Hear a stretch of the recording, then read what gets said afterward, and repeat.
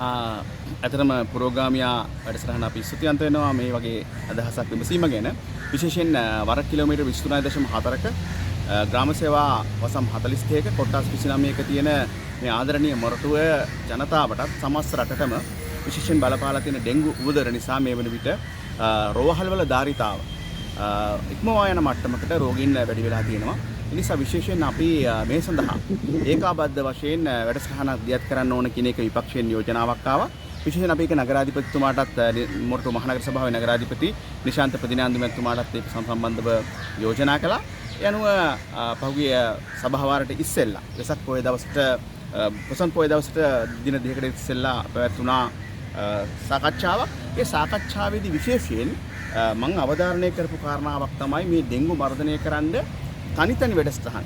ඒ කියන්නේ නගර සභාව වෙනමයි, ප්‍රාදේශීය ලේකම් කාර්යාලය වෙනමයි, මොරටුව පොලිසිය වෙනමයි, වෙන ආයතනයක් නැතුව එක්තැන සමෝදානික එක වැඩසටහනක් එක් වැඩසටහනක් ක්‍රියාත්මක කරන්න.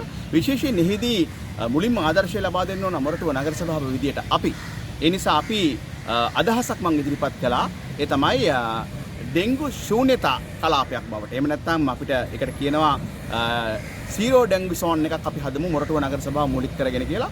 මුලින්ම අපි අන් අයට ආදර්ශය දෙන්න ඉස්සෙල්ලා අපි ඩෙන්ගු මර්ධනය කරන එකට අපි උපමා සපයන්න එපේනේ. උදාහරණ සපයන්න ඕන. ඒ නිසා මම හිතන්නේ එදා හවසම ඩෙන්ගු සීරෝ සෝන් එකක්. එහෙම නැත්නම් අර ශූන්‍යතා ඩෙන්ගු ශූන්‍යතා කලාපයක් විදියට මොරටුව නගර සභාවේ සියලුම අංශ විශේෂයෙන් ඉංජිනේරු අංශය, මූල්‍ය අංශය, ඒත් එක්කම සැලසුම් අංශය, මේ අංශවල ඒ වගේම නාගරික ගරාජය මේ සියලු දෙනාම එකතු වෙලා මේ කාර්යයට යමු වුණා. ඒ අනුව මම ඒක යෝජනා කළේ සීරෝ ඩෙන්ගි සෝන් එකක් විදිහට නගර සභාව පාවිච්චි කළා. ඒ වගේම රාජ්‍ය නොවන ආයතන තියෙනවා, රාජ්‍ය ආයතන තියෙනවා, රාජ්‍ය නොවන ආයතන තියෙනවා, බෞද්ධික අංශ තියෙනවා, ඒ වගේම පන්සල් විහාරස්ථාන 56ක් පමණ තියෙනවා. ඒ වගේම පල්ලි අපේ තියෙනවා විශාල ප්‍රමාණයක්. ඒත් එක්කම මුස්ලිම් දේවස්ථාන 3ක් විතර තියෙනවා. මෙන්න මේ හරහා ක්‍රියාත්මක කරන්න ඕන වැඩසටහන. මම ඒක පැහැදිලි කිරීමක් කරන්නම්. ඒ තමයි සීරෝ ඩෙන්ගි සෝන් එකදී වෙන්නේ ඒ කලාපවලදී ඩෙන්ගු ශූන්‍යතාවය පිළිබඳ තහවුරු කරන එක.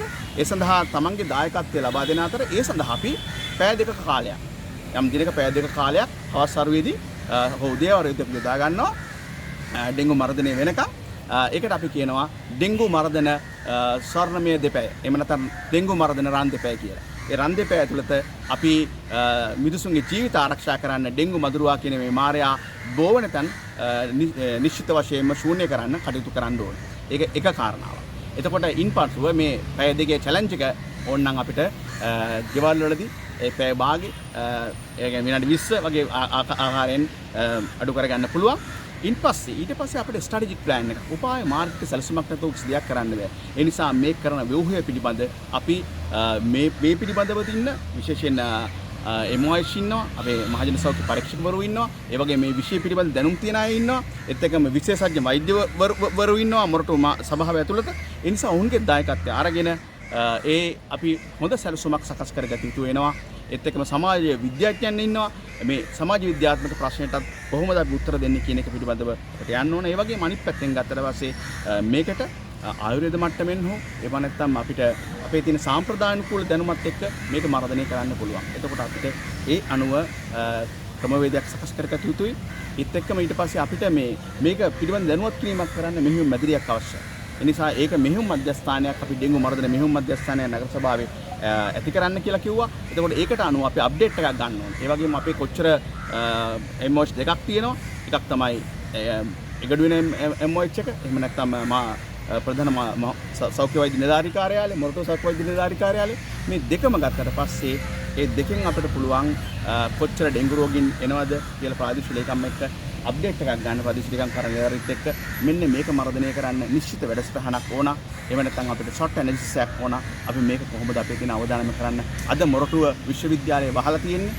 නිසා මොරටුව විශ්වවිද්‍යාලයේ අනාගත ඉංජිනේරුවරුන් බිහි කරන මේ විශ්වවිද්‍යාලය අද වෙනකොට වහලා තියෙනවා නම් ඩෙන්ගු උදුර නිසා මේ තත්ත්වය දිනින් දින බරපතල වෙන්න පුළුවන්. එගඩු වෙන ඒ වගේම විශේෂයෙන් කටුබැද්ද, බොරුපන, තෙලවල අද අවදානම් කලප බවට පත් වෙලා තිනවා.